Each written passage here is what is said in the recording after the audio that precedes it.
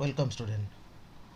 अभी जो समझाने जा रहा हूँ मैं वो है कॉम्प्लेक्स नंबर। कॉम्प्लेक्स नंबर हम लोग किसे बोलेंगे? ओके, हमने पूरे देखा है कि एक्स स्क्वायर इक्वल टू 4 होता है, तो हम उसको कैसे लिखते हैं? X equal two plus minus 2। That means x का दो रियल वैल्यू मिलता है, आइदर +2 और -2। लेकिन यही चीज़ जब एक्स स्क्वायर इक्वल टू -4 हो जाएगा तो हम उसको कैसे लिखेंगे? तो हम लोग क्या लिखेंगे? X equal two plus minus √/-4। लेकिन क्या है कि किसी भी ऐसा नंबर नहीं है जिसका स्क्वायर करने से -4 हो सकता है। दैट मीन्स एक्स का जो भी वैल्यू मिलेगा वो इमेजिनरी होगा। अभी इस इमेजिनरी को कैसे हम कैलकुलेट करेंगे?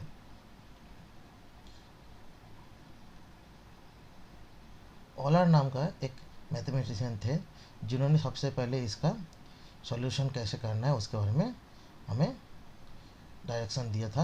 कि उन्होंने क्या किया, आयोटा आयोटा शब्द का आई को यूज़ किया इसका कैलकुलेशन करने के लिए। कैसे? उन्होंने क्या किया, उन्होंने इसको इस तरह से लिखा, √4 into -1, that is equal to क्या होगा? +-2 √/-1, दैट इज इक्वल टू क्या होगा? +-2i।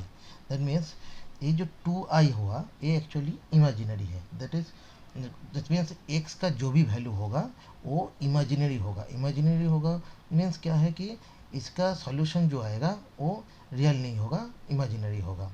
अभी क्वेश्चन है कि इसको हम इमेजिनरी वैल्यू क्यों बोल रहे हैं? क्योंकि एक्स स्क्वायर इक्वल टू अगर -4 होता है तो एक्स स्क्वायर +4 इक्वल टू क्या होगा? +4 इक्वल टू 0 होगा। तो इसको हम कैसे लिख सकते हैं? X whole square +2 whole square. अगर ऐसे लिखेंगे तो क्या होगा? हमें पता है कि वेरिएबल का दो वेरिएबल जैसे कि x square plus y square equal to 0, दो वेरिएबल्स का स्क्वायर का हमेशा अगर 0 होता है then they should be individually equal to 0। That means x equal to 0 and y equal to 0। So in this case क्या होगा? In this case x equal to 0 होगा, 2 इक्वल टू 0 होगा। लेकिन 2 इक्वल टू 0 पॉसिबल नहीं है, तो इसका मतलब ये इसका जो भी आंसर हम लोगों को मिलेगा वो इमेजिनरी होगा। इसीलिए इसको क्या किया गया है? इसको इमेजिनरी बोला गया है।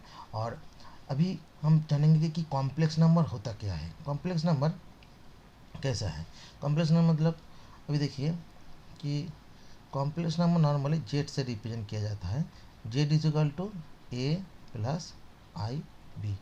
ये जो ए पार्ट है इसको बोलते हैं रियल पार्ट, इसको बोलते हैं इमेजिनरी पार्ट और इमेजिनरी क्वांटिटी। ओके, जैसे कि 3+2i, 3+2i, 3 क्या है? रियल पार्ट है, 2i क्या है?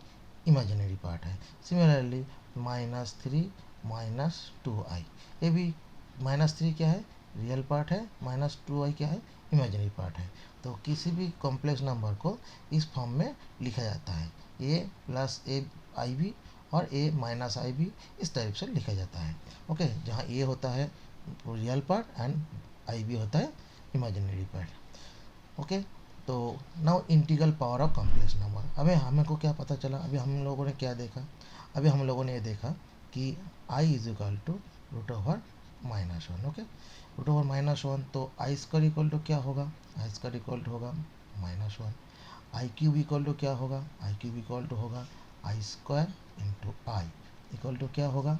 आई क्यूब इक्वल टू होगा -1 इंटू आई इक्वल टू क्या होता है? -i। Then i4 equal to क्या होगा? i4 इक्वल टू क्या होगा? I square into I square का दोनों का वैल्यू मैं पुट करता हूँ तो क्या मिलेगा हमको? Equal to 1। Similarly i5 equal to क्या होगा? i⁴ into I sorry I. तो i⁴ का वैल्यू हमें पता है 1 into I equal to i. Similarly i6 का वैल्यू क्या होगा? i⁴ इंटू आई स्क्वायर। नाउ i4 का वैल्यू क्या है? i4 का वैल्यू है 1, आई स्क्वायर का वैल्यू है -1, तो कितना होता है? -1। सिमिलरली i7 क्या होगा? i7 का वैल्यू होगा i⁴ into I equal to कितना होगा? -1 into I equal to -i। So ऐसे चलता रहेगा। इससे हमें क्या पता चलता है कि जब i का पावर मान के चलो i to the power n है, i to the power n means n equal to 0, तो इसका मतलब 1 होगा। लेकिन n इक्वल टू अगर 1, 3, 5, 7 जो ऑड नंबर है, ये होने से i का वैल्यू क्या होगा, इसका value i to the power n का वैल्यू क्या होगा, i to the power n equal to क्या होता है, 1 मीन्स रूट माइनस सॉरी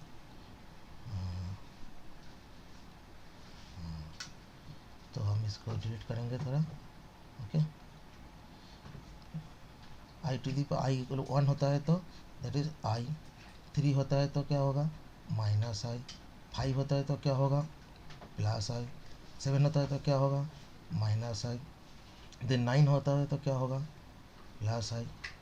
हाँ okay, but n is equal to अगर इवन नंबर होता है दैट मीन्स 2, 4, 6, 8, 10 ऐसा होता है तो क्या होगा, आई टू दी पावर n का वैल्यू होगा आई स्क्वायर इक्वल टू -1, 4 का वैल्यू होगा +1, 6 का वैल्यू होगा -1, 8 का वैल्यू होगा +1, 9 का वैल्यू होगा सॉरी 10 का वैल्यू होगा -1। तो ऐसे कंटिन्यूस होता जाएगा। तो हमको यहाँ एक रिलेशन मिलता है कि भाई इन का वैल्यू जब ऑड रहेगा तो वो i -i इस रिदम में आता जाएगा, और इन का वैल्यू जब इवन रहेगा तो उसका वैल्यू -1 +1 -1 +1 -1 +1 ऐसे रिदम में आता जाएगा। That means i to the power 2n is equal to -1 +1 -1 +1 -1 +1 ऐसे इन्फिनिटी तक ऐसे ही चलते जाएगा। ओके, लेकिन जब हम इसको इस फॉर्म में लिखेंगे i to the power 2n +1, तब क्या होगा ऑड होगा, तो इसका नंबर कैसा रहेगा i -i